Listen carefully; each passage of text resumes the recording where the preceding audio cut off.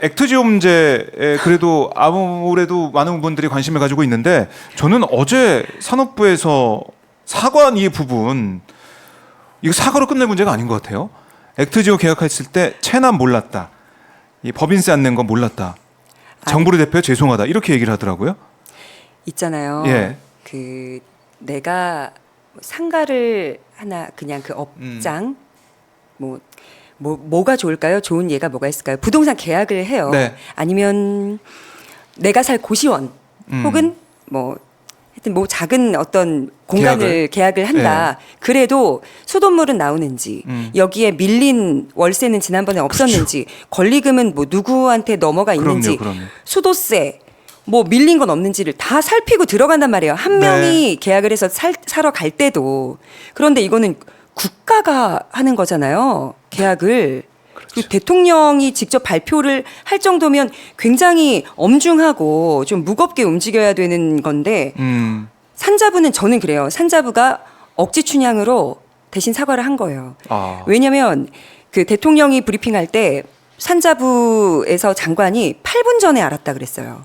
브리핑 8분 전에. 네. 몰랐겠죠. 산자부는 몰랐을 거라고 생각이 듭니다. 이 발표 사실을 몰랐을 가능성이 크다. 근데 정말 몰랐을 가능성이 크고 네. 근데 왜 사과는 산자부가 하냔 말이죠. 물론 책임은 있죠. 일일이 살피고 했었어야 되는데 근데 자료가 안 오는 걸 어떻게 살핍니까? 계약을 이렇게 해놨고 국가적인 어떻게 보면 프로젝트, 네. 대왕고래 프로젝트라고 이름까지 지어놨는데 저는 전국에 계신 예. 사업자분들이 한 번이라도 공공기관, 지방정부, 국가기관, 또 중앙정부랑 계약을 하신 분이라면 법인세 완납 증명서 그런 거 다 됩니다. 왜냐하면 국가기관이 어떤 사업체랑 계약을 했을 때 공신력을 굉장히 중요하게 생각하거든요. 국가기관이 사기꾼 회사하고 계약 맺으면 이보다 더 큰 망신이 어디 있습니까? 그 공무원들 정말 계약 하나 하려면 500만 원짜리 계약도요. 서류를 이만큼씩 내요.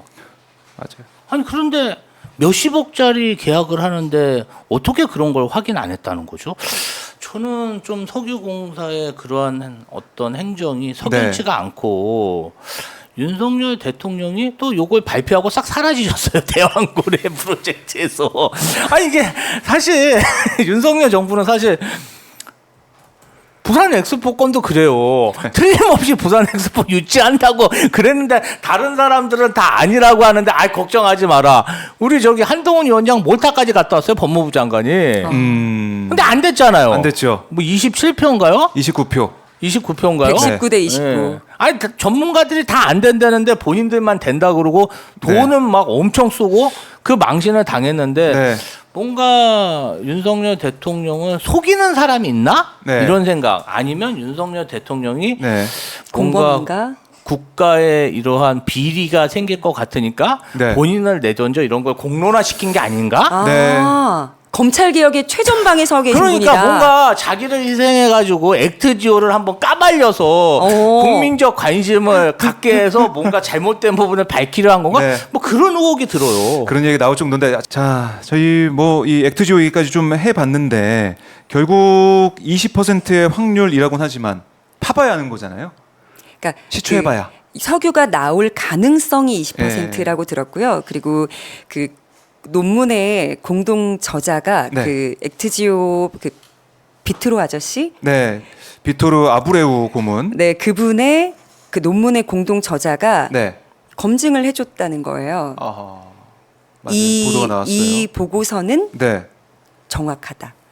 그러니까 제가 봤을 때는 짬짬이로 해먹을 결심을 또 가득 마음에 품지 않은 건가라는 생각이 드는 의심이 겁니다. 드는 네, 그런 의혹이 정황들이 듭니다. 보인다라고 하는 거고 뭐 국회에서 이것도 이제 하나하나 따져봐야겠습니다. 네. 제가 볼 때는 국정조사라든지 청문회까지 할 수 있는 상황으로 보입니다. 아니 네. 왜냐하면은 앞으로 그 5천억이면 굉장히 큰 돈이거든요. 그런데 어떤 하나에 이제 5천억이니까 최소 5개 파야 되니까 한 공에 하나에 1,000억. 1,000억. 그래서 5천억. 최소 5천억. 네. 큰 돈이고. 그리고 11개를 판다는 얘기도 있고요. 국가 세금이 집행될 때는 그런 경제성 같은 타당성을 조사해야 되고 그다음에 이거 잘못하면 정말 시추하고 컨설팅 해주는 업체만 돈을 벌고 국민 네. 혈세가 낭비되는 거잖아요. 그러면 국회에서 감시해야죠.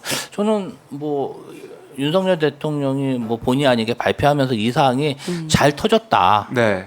그렇게 생각하고 국회에서 철저히 선후 관계를 잘 조사할 거라고 생각합니다. 네.